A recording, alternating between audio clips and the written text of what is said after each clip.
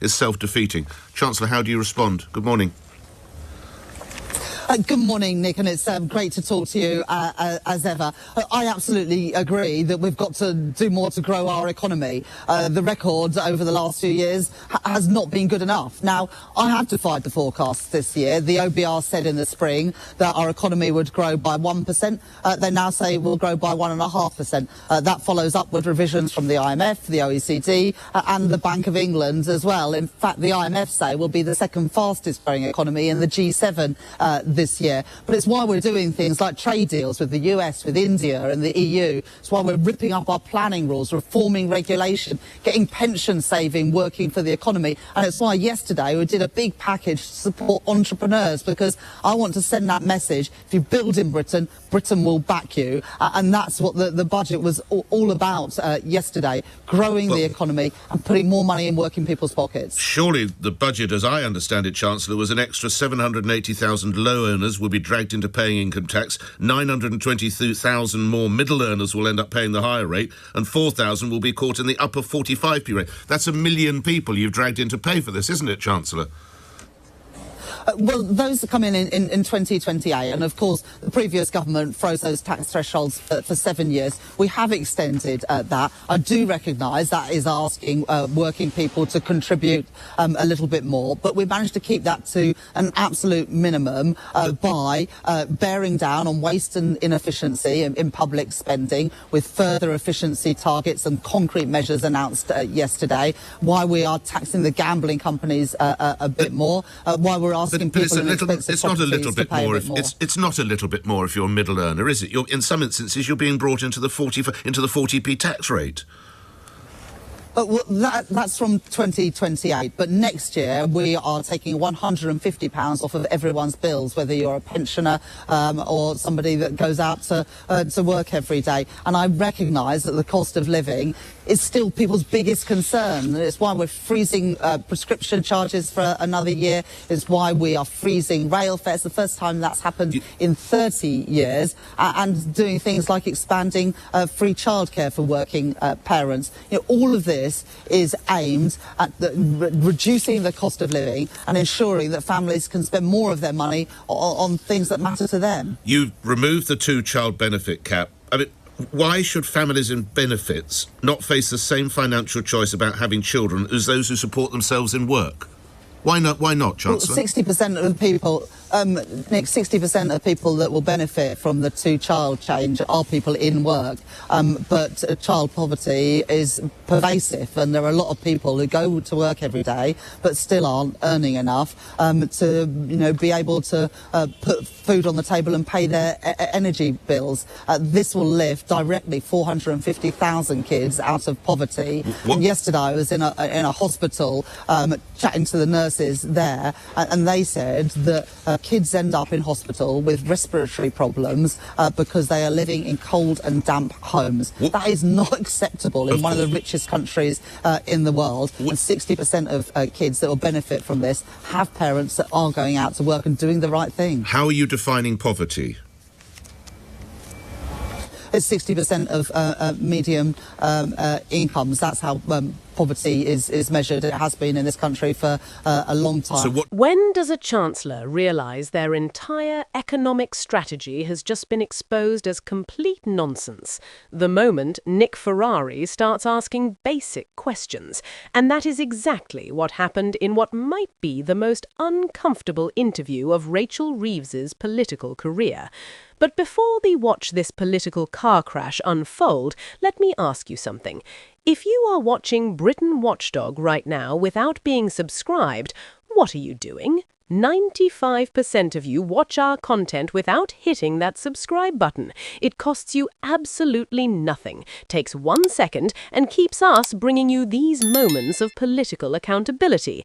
Right, now back to the absolute carnage. What does that actually mean? What is the median income, Chancellor? The median income is around £35,000 a year. I haven't got the exact numbers to hand. And you're convinced that this will lift those children out of poverty. How is it a necessary equation, one follows the other? Well, this puts more money in the pockets of low-income families. And when you talk to teachers about the poverty that many children are experiencing, when you talk to nurses and those who work in the health service, when you go to food banks and see working parents turning up at a food bank because after the rent, after the energy bills, after doing those things, there's not enough money for the essentials. And so I'm not going to make any apologies for lifting kids out of poverty. But we've got a welfare system that writes off too many people as too sick to work and writes off too many kids before they even have a chance. But we understand people are signing up now at a rate of about £5,000 5,000 a day, 5,000 a day. And I read, for those in benefit, there could be a lift. 560,000 families will get an extra £5,310 per year. This is alarm clock Britain paying for Benefit Street, isn't it, Chancellor? Well, as I've just said, 60% of the people that benefit from this that have parents in work, and I don't think children should be punished by this pernicious policy any longer. And the cost to society of this is huge. You know, the cost for councils of temporary accommodation when people can no longer afford the rent, putting families in B&Bs, kids having to move school all the time because parents are moved from one B&B to another lot of temporary accommodation. And there's costs for years to come because all the evidence shows that kids that are growing up poor are less likely to get into work and more reliant on the welfare state in the future for them. So this is a good investment in those kids to give them the chances that I want for my kids and everyone wants for their kids. And it also saves money for taxpayers on that accommodation, on those additional health costs, and ensuring that those kids grow up to be productive adults contributing to society. Chancellor, the last time you dominated the airwaves in this fashion was earlier this month when you came on breakfast radio and breakfast television and you clearly indicated there could be a rise in income tax, possibly the level of 2p. Why did you change your mind? Well, we have a number of forecasts during the process, and over the course of the last few weeks, those forecasts moved around a lot. But I did want people to understand the context for this budget, which was so there was a possibility of a 2p raise. I do apologise talking over you, but there was a real possibility of a 2p raise, and you and your colleagues decided against it because of some figures that came in. What were those figures? Well, I'm not going to go through all the different forecasts that we had, but it's an interactive process where we give policies to the Office of Budget Responsibility. They cost them. They look at the indirect effects on the wider economy. I wanted a package that reduced the cost of living, reduced NHS waiting lists, and reduced government debt and borrowing. And we've achieved that without putting up income tax, national insurance or VAT, although I recognise, as we started this interview, that from 2028, more people will be pushed into paying taxes or paying taxes at a higher rate. You mentioned the OBR on a scale of 1 to 10, with 10 being incandescent. How angry were you at yesterday's leak?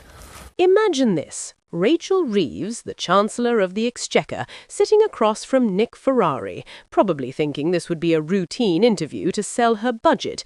Instead, Ferrari proceeded to systematically dismantle every single talking point she brought to the table.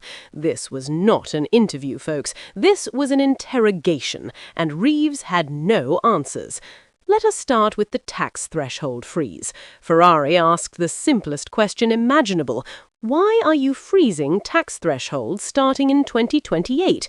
Reeves tried to spin it as responsible fiscal policy, talking about long-term planning and economic stability. But here's what she actually admitted.